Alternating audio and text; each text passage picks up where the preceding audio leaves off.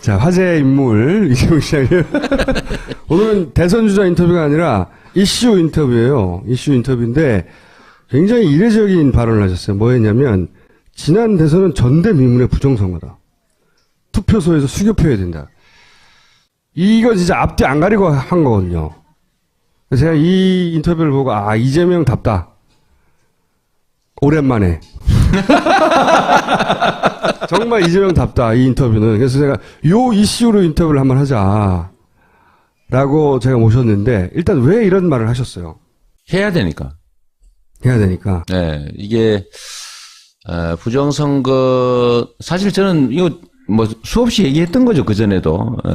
이게 3.15 부정선거를 능가하는 최악의 부정선거다.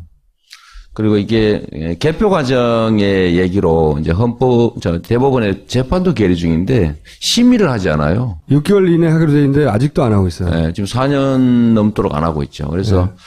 이게 지금 국가 시스템 자체를 부정하는 거고 이게 뭐 최종 결론이 어떻게 되느냐는 다음 문제고 최소한 우리 사회에서 법은 지켜야 되는 거다. 이게 국가 기관이 특히. 그래서 빨리 수개표 법안도 만들어야 되고, 왜냐하면 그 개표 과정이, 저는 뭐 개표가 부정이었는지는 저는 확신할 수 없습니다. 확신할 수 없는데, 부실했던 건 사실이에요. 네, 거기까지는 뭐 확실하고요. 네.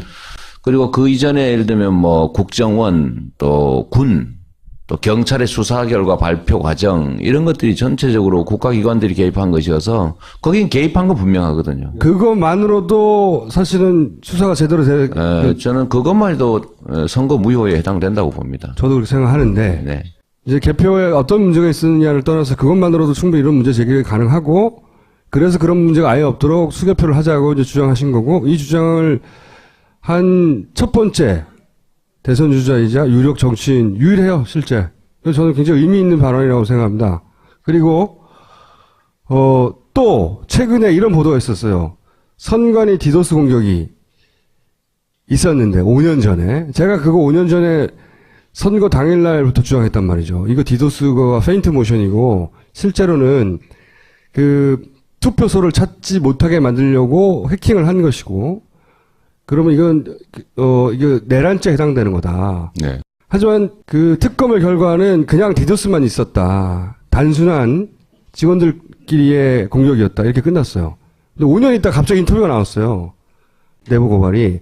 원래 타겟은 서울시장 보궐선거가 아니고 그 작업의 목표는 4.11 총무였단 말이에요. 총선이었다고 말했거든요. 총선만 타겟이었겠어요? 이 사람이 연루됐던 건 총선이지만 총선을 하면 더 큰 대선을 왜 안 하냐고. 당연히 질문을 이렇게 이어져야 되는 거고요. 그리고 디도스 공격이 실제로 어떻게 했냐. 그러니까 실제로는 해킹을 하려고 하는데 그걸 가리기 위해서 껍데기로 디도스 공격을 한 거죠. 그걸 줄기차게 제가 주장한 사람인데 그때는 음노론자로 공격을 받았죠. 근데 어쨌든 그게 아니라 DB 연결을 바꿨기 때문에 DB를 끊었다고 계속 주장했거든. 그리고 디도스 공격은 검색이 되지 않은 것처럼 보이게 만든 것이다. 이게 페인트라는 얘기란 말이죠. 가장 중요한 말이 이겁니다. 선거마다 이런 팀은 항상 존재한다고 보면 된다. 이게 딱 한 번 제대로 밝혀진, 그렇지만 그걸 중간에 꼬리를 자르고 그 실무자들이 그냥 술김에 화가 나서 우리 디도스나 해볼까? 선관위를 그래서 검찰의 수사 결과예요. 그렇게 결론을 내버린 사건의 실체는 그것이 예행 연습이었고 그 다음에 총선을 목표로 하는 것이며 그런 팀들이 항상 존재해왔다. 이 인터뷰를 보고 나서 당연히 수사를 해야 돼. 특검의 대상입니다. 네. 특검을 해야 되고 그렇다면 이런 팀이 대선에는 존재하지 않았냐 물어야 되거든요. 아무도 묻지 않고 있어요. 이번 대선 어떻게 하려고. 자기 선거운동만 하느라고 바빴어 다들. 자기 선거운동만 잘하면 저절로 되는 줄 알아 봐. 응? 근데 여기 유일하게 제동을 건 뭐 큰 힘은 없었지만 유일하게 문제 제기를 한 분이고 그러자 중앙선관위는 기자회견을 해서 발표를 합니다. 선관위가 개표 주장에 근거 없는 주장에 강력 대응하겠다고. 우리가 정권 교체를 하고 싶은 것 이상으로 자기들이 생존하기 위해서 무슨 짓도 할 거 아니에요. 이때까지 해왔고. 네. 네. 이런 의미에서 말씀하신 거죠. 꼭 해봐야 된다고. 근데 이게 이제 국가기관들, 그 중에서 특히 이제 대한민국의 이 소위 기득 정치 세력들은, 어떤 경로로도 기득권을 놓지 않는다.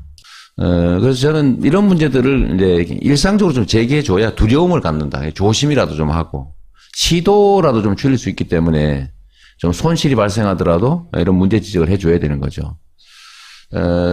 저는 그때 예를 들면 뭐 국정원이 좀 수준 낮게 자기 이름의 계정을 만들어서 뭐 트위터, 페이스 뭐 댓글 많이 쓰고 했다는데 지금은 훨씬 더 고도화됐겠죠. 당연히 그렇겠죠.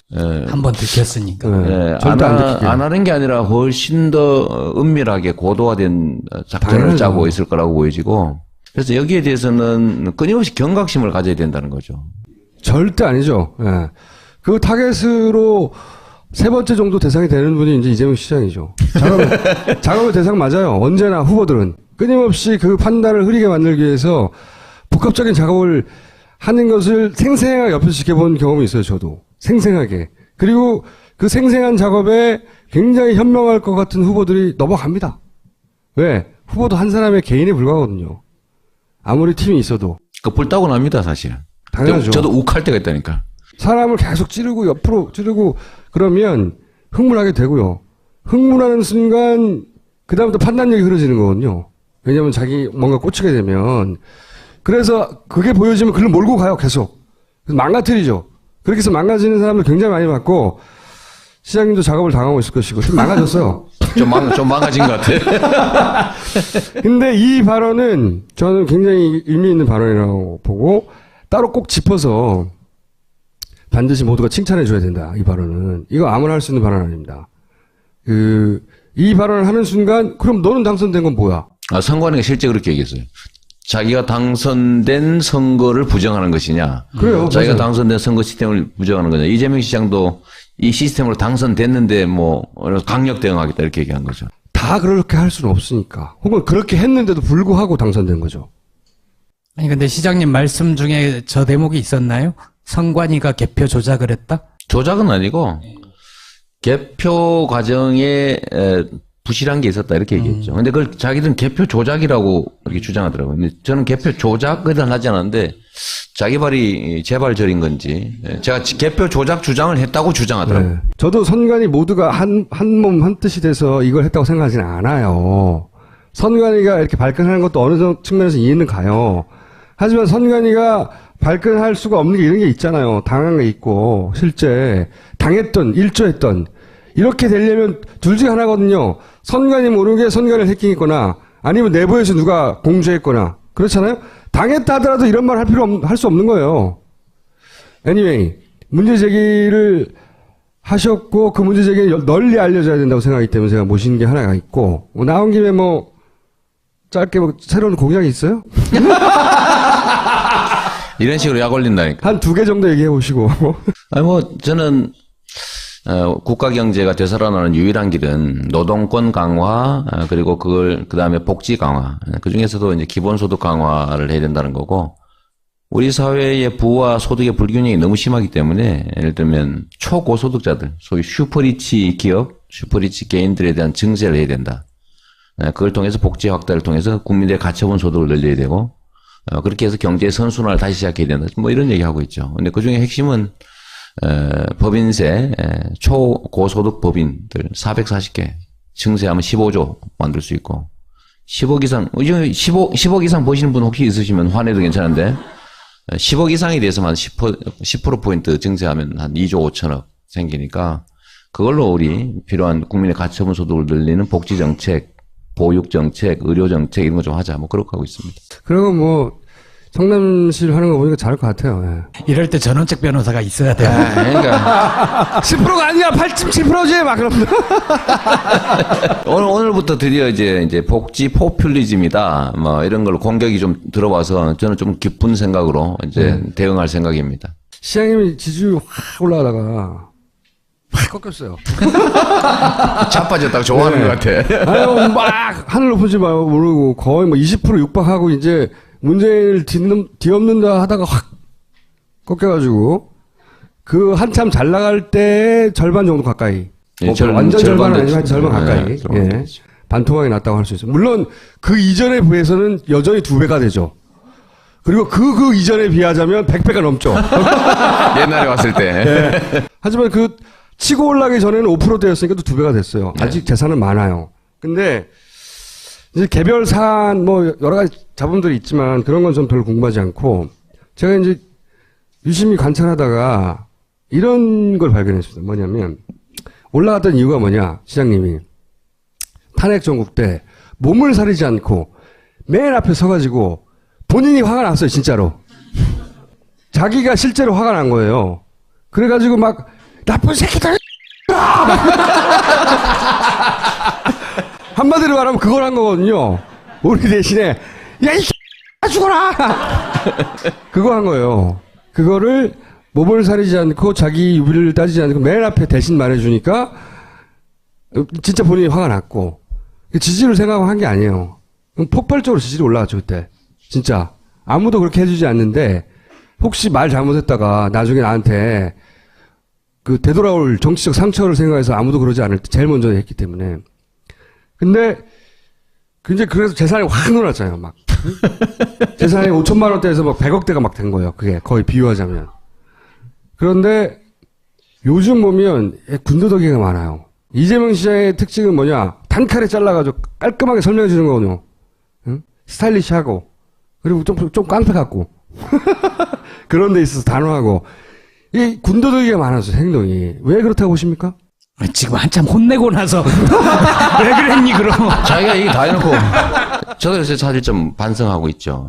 뭐 계산하기 시작한 것 같아요. 계산하기 시작한 거지. 계산. 네. 원래 계산하면 안 된다고 내가 말했거든 사실은. 네. 예, 계산하고 개인적 목적을 설정하는 순간에 아마 지지율이 떨어질 가능성이 높다라고 내가 얘기했는데 나중에 보니까 실제로 제가 그렇게 하고 있는 측면을 발견했죠. 내가 이래서 이재명 씨를 좋아해. 맞아요.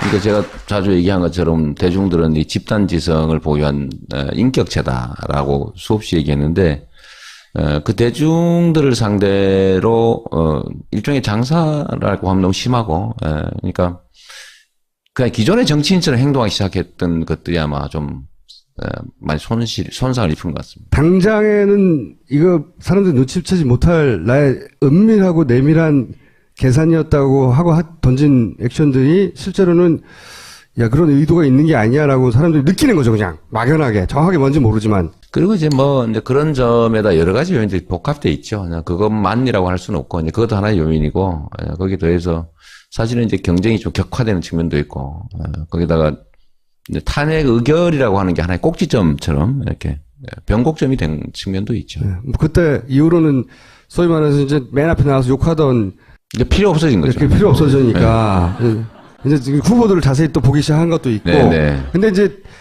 가장 베이스는 그럼에도 불구하고 본인만의 스타일리시한 그 깔끔함을 유지했으면 제가 보기에는 최소한 떨어지는 유지했을 것 같아요. 근데 본인 탓이 커요. 인정합니다. 네. 제가 보기에는 상당 기간 SNS 끊어야 됩니다. 지금 이 순간에 이재명 시장에게 SNS는 독이라고 저는 생각해요. 개인적으로. 독이 되는 면이 있다고 생각하는 거죠. 근데 굉장히 어렵거든요, 이거? 끊기가? 미쳐요, 막. 예를 들어, 김용민, 우리 돼지 있잖아요? 원래 휴대폰 중독, 길을 갈 때도 이렇게만 쳐다보고 다녀요, 항상. 먹으면서. 막. 그래서 옆에서 잘 조정해줘요, 뒤에서 자빠지지 않게. 제가 어느 날, SNS를 24시간만 끊어라. 처음에는 72시간을 요구했는데 안 되더라고. 안 돼요. 안달을 하는 거예요. 그래서, 그게 힘들면 48시간만 끊어라. 그래 했을 때가 있었어요. 근데 자기는 쉽게 할 거라고 했거든요. 그 정도는 하겠다고. 아니야. 몰래 쓰고 있어. 자기가 모르는 사이에 나에 대한 이야기가 지나가고 있을 것 같고, 내가 분명히 대응했어야 되는 말들을 못하고 지나갈 것 같고, 혹은 큰 흐름을 놓칠 것 같고, 이런 24시간 내에 지가 죽고 사는 일이 안 벌어지거든, 절대. 제가 전에 SNS 무건을 잠깐 한 적이 있어요. 며칠이나요? 한 이틀 했는가? 그러니까 굉장히 구태연한 말이지만, 초심으로 돌아가야 되는 거예요. 사람들이 궁금해할 때까지. 이상한 말이긴 한데요. 이럴 때 그렇게 돌아가지 않으면 이 대선은 전국은 미친 짓이거든요. 제가 옆에서 구경한 대선판은 미친 사람이 할 짓이 아니었다고 생각이 들어요. 지금 뭐 거의 비슷하게 돼가고 있어요. 네, 이게 미친 짓이구나. 옆에서 지켜보면 사람이 미치게 되겠구나. 옆에서 보면 그런 생각을 많이 하거든요. 그 사람은 끊임없이 가장 그 약한 구석이나 아픈 구석이나 혹은 뭐 미칠 구석들을 계속 찌르고 막 그리고 어디로 몰아가려고 하는 사람들이 있고 그걸 견디기 쉽지 않아요, 절대. 요새 실제로 제가 이 인터뷰를 많이 좀 줄이고 있죠. 노출 많이 된다고 지지 올라갔으면 반기문은 지금 하루 사이 50% 올라갔어야 돼요. 응? 인터뷰도 좀 하지 마시고 오늘 파파이스를 기준으로 해서 마지막으로 그런 건 나중에 전화로 얘기해주고 지금은 이제 시장님이 아니 좀 전화는 소용없어. 공개적으로 해야지. 약속해.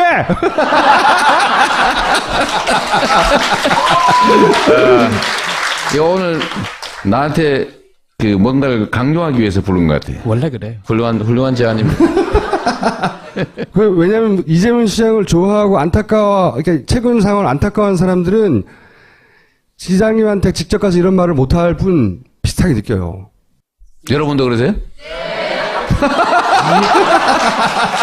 아, 이거 심각한데? 네, 심각하네. 맞다니까요. 네, 저는 네. 시장님 최강점이 뭡니까? 눈치가 빠르다는 겁니다. 감각이라고 해죠, 감각. 눈치 빠꼼! 그래서, 내가 잘못했나 보다. 금방금방 느끼는 양반이거든요. 그래서 저는 한 일주일이면 될 것 같다는 생각을 하는 건데, 네. 왜냐면, 시장님, 잠깐 생각해보세요. 이번에 후보가 될 수도 있고 안 될 수도 있어요. 응? 그런데, 어떤 결과가 나오든, 제가 보기엔 앞으로 나이로 보나, 뭐로 보나, 앞으로 20년 이상은 야권에 대단히 중요한 정치인으로 자라나갈 수 있는 포인트에 딱 서 있어요. 근데 정치인이 사라지는 것도 한순간이에요. 안 그럴 것 같죠? 나는 그런 일이 벌어질까봐 걱정이 되는 거죠. 빨리 약속하고 가시는 게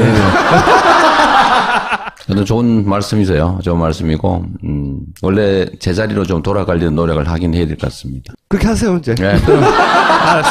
네, 끊어보도록 할게요. 아니 근데 설 인사는 해야 되잖아. 설. 예외적으로 설에서 한 번을 제외하고 그 어떤 활동을 하더라도 반드시 신고해 주세요. 하고 싶은 얘기 있으면 하시죠, 마지막으로. 네. 근데 이 선거라고 하는 게 진짜 어렵긴 하죠. 어렵긴 하고, 이게 뭐 정치인들 본인이 뭘 해서 만들 수 있는 게 아니고, 결국은 이제 국민들이, 유권자들이 만들어가는 속에 이제 타고 가는 거죠. 타고 가는데 가끔씩은, 노를 저어서 방향을 바꿀 수 있을 거라는 착각을 할 때가 있어요.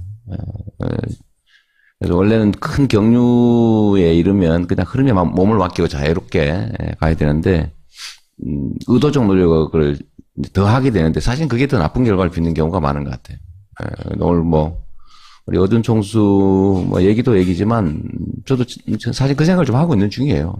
이게 너무 예민해져 가는 것 같다. 좀 둔해질 필요가 있습니다. 멍해지고. 그러니까 너무 예민한 거예요. 그러니까 조금만 찔러도 발탁 뛰고 이런 상태. 전투력이 떨어진 거지 사실은. 하여튼 그런 부분들이 좀 교정이 될 필요가 있긴 한 것 같아요. 그래서 좀 크게 보고, 좀 더 원칙으로, 기본으로 돌아갈 필요는 있는 것 같습니다. 알겠습니다. 네, 감사합니다. 네. 알겠어요? 이 사람이 연루됐던 건 총선이지만 총선을 하면 더 큰 대선을 왜 안 하냐고. 당연히 질문을 이렇게 이어져야 되는 거고요. 그리고 디지털 공격이 실제로 어떻게 했냐. 그러니까 실제로는 해킹을 하려고 하는데 그걸 가리기 위해서 껍데기로 디도스 공격을 한 거죠. 그걸 줄기차게 제가 주장한 사람인데 그때는 음노론자로 공격을 받았죠. 근데 어쨌든 그게 아니라 DB 연결을 바꿨기 때문에 DB를 끊었다고 계속 주장했거든. 그리고 디도스 공격은 검색이 되지 않은 것처럼 보이게 만든 것이다. 이게 페인트라는 얘기란 말이죠. 가장 중요한 말이 이겁니다. 선거마다 이런 팀은 항상 존재한다고 보면 된다. 이게 딱 한 번 제대로 밝혀진, 그렇지만 그걸 중간에 꼬리를 자르고 그 실무자들이 그냥 술김에 화가 나서 우리 디도스나 해볼까? 선관위를 그래서 검찰의 수사 결과예요. 그렇게 결론을 내버린 사건의 실체는 그것이 예행 연습이었고 그 다음에 총선을 목표로 하는 것이며 그런 팀들이 항상 존재해왔다. 이 인터뷰를 보고 나서 당연히 수사를 해야 돼. 특검의 대상입니다. 네. 특검을 해야 되고 그렇다면 이런 팀이 대선에는 존재하지 않았냐 물어야 되거든요. 아무도 묻지 않고 있어요. 이번 대선 어떻게 하려고. 자기 선거운동만 하느라고 바빴어 다들. 자기 선거운동만 잘하면 저절로 되는 줄 알아 봐. 응? 근데 여기 유일하게 제동을 건 뭐 큰 힘은 없었지만 유일하게 문제 제기를 한 분이고 그러자 중앙선관위는 기자회견을 해서 발표를 합니다. 선관위가 개표 주장에 근거 없는 주장에 강력 대응하겠다고. 우리가 정권 교체를 하고 싶은 것 이상으로 자기들이 생존하기 위해서 무슨 짓도 할 거 아니에요. 이때까지 해왔고. 네. 네. 이런 의미에서 말씀하신 거죠. 꼭 해봐야 된다고. 근데 이게 이제 국가기관들, 그 중에서 특히 이제 대한민국의 이 소위 기득 정치 세력들은, 어떤 경로로도 기득권을 놓지 않는다. 그래서 저는 이런 문제들을 이제 일상적으로 좀 제기해줘야 두려움을 갖는다. 조심이라도 좀 하고, 시도라도 좀 줄일 수 있기 때문에 좀 손실이 발생하더라도 이런 문제 지적을 해줘야 되는 거죠. 저는 그때 예를 들면 뭐 국정원이 좀 수준 낮게 자기 이름의 계정을 만들어서 뭐 댓글 트위터, 달고. 페이스 뭐 이 댓글 많이 쓰고 했다는데 지금은 훨씬 더 고도화됐겠죠. 당연히 그렇겠죠. 한 번 들켰으니까. 네. 절대 안 듣게. 안 하는 게 아니라 훨씬 더 은밀하게 고도화된 작전을 당연하죠. 짜고 있을 거라고 보여지고 그래서 여기에 대해서는 끊임없이 경각심을 가져야 된다는 거죠. 절대 아니죠. 예. 그 타겟으로 세 번째 정도 대상이 되는 분이 이제 이재명 시장이죠. 작업의 대상 맞아요. 언제나 후보들은. 끊임없이 그 판단을 흐리게 만들기 위해서 복합적인 작업을 하는 것을 생생하게 옆에서 지켜본 경험이 있어요, 저도. 생생하게. 그리고 그 생생한 작업에 굉장히 현명할 것 같은 후보들이 넘어갑니다. 왜? 후보도 한 사람의 개인에 불과하거든요. 아무리 팀이 있어도. 그 불타고 납니다, 사실. 당연하죠. 저도 욱할 때가 있다니까. 사람을 계속 찌르고 옆으로 찌르고 그러면 흥분하게 되고요. 흥분하는 순간 그다음부터 판단력이 흐려지는 거거든요. 왜냐하면 자기 뭔가 꽂히게 되면 그래서 그게 보여지면 그걸 몰고 가요 계속. 그래서 망가뜨리죠. 그렇게 해서 망가지는 사람들 굉장히 많이 봤고 시장님도 작업을 당하고 있을 것이고 좀 망가졌어요. 좀 망가진 것 같아. 근데 이 발언은 저는 굉장히 의미 있는 발언이라고 보고 따로 꼭 짚어서 반드시 모두가 칭찬해 줘야 된다. 이 발언은. 이거 아무나 할 수 있는 발언 아닙니다. 이 발언을 하는 순간 그럼 너는 당선된 건 뭐야? 선관위가 실제 그렇게 얘기했어요. 자기가 당선된 선거를 부정하는 것이냐. 그래요. 자기가 맞아요. 당선된 선거 시스템을 부정하는 거냐. 이재명 시장도 이 시스템으로 당선됐는데 뭐 강력 대응하겠다 이렇게 얘기한 거죠. 다 그렇게 할 수는 없으니까. 혹은 그렇게 했는데도 불구하고 당선된 거죠. 아니 근데 시장님 말씀 중에 저 대목이 있었나요? 선관위가 개표 조작을 했다? 조작은 아니고 개표 과정에 부실한 게 있었다 이렇게 얘기했죠. 근데 그걸 자기들은 개표 조작이라고 이렇게 주장하더라고요.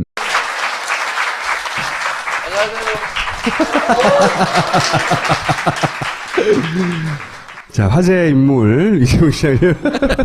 오늘은 대선 주자 인터뷰가 아니라 이슈 인터뷰예요. 이슈 인터뷰인데 굉장히 이례적인 발언을 하셨어요. 뭐였냐면 지난 대선은 전대미문의 부정선거다. 투표소에서 수교표해야 된다. 이거 진짜 앞뒤 안 가리고 한 거거든요. 그래서 제가 이 인터뷰를 보고 이재명답다. 오랜만에. 정말 이재명답다, 이 인터뷰는. 그래서 제가 요 이슈로 인터뷰를 한번 하자. 라고 제가 모셨는데, 일단 왜 이런 말을 하셨어요? 해야 되니까. 해야 되니까. 네, 이게 부정선거 사실 저는 이거 뭐 수없이 얘기했던 거죠. 그전에도 이게 3.15 부정선거를 능가하는 최악의 부정선거다. 그리고 이게 개표 과정의 얘기로 이제 대법원의 재판도 계류 중인데 심의를 하지 않아요. 6개월 이내 하기로 돼 있는데 아직도 안 하고 있어요. 네, 지금 4년 넘도록 안 하고 있죠. 그래서 이게 지금 국가 시스템 자체를 부정하는 거고 이게 뭐 최종 결론이 어떻게 되느냐는 다음 문제고 최소한 우리 사회에서 법은 지켜야 되는 거다. 이게 국가 기관이 특히. 그래서 빨리 수개표 법안도 만들어야 되고, 왜냐하면 그 개표 과정이, 저는 뭐 개표가 부정이었는지는 저는 확신할 수 없습니다. 확신할 수 없는데, 부실했던 건 사실이에요. 네, 거기까지는 뭐 확실하고요. 뭐, 네. 그리고 그 이전에 예를 들면 뭐 국정원, 또 군, 또 경찰의 수사 결과 발표 과정, 이런 것들이 전체적으로 국가기관들이 개입한 것이어서, 거긴 개입한 건 분명하거든요. 그것만으로도 사실은 수사가 제대로 저는 그것만 해도 선거 무효에 해당된다고 봅니다. 저도 그렇게 생각하는데, 네.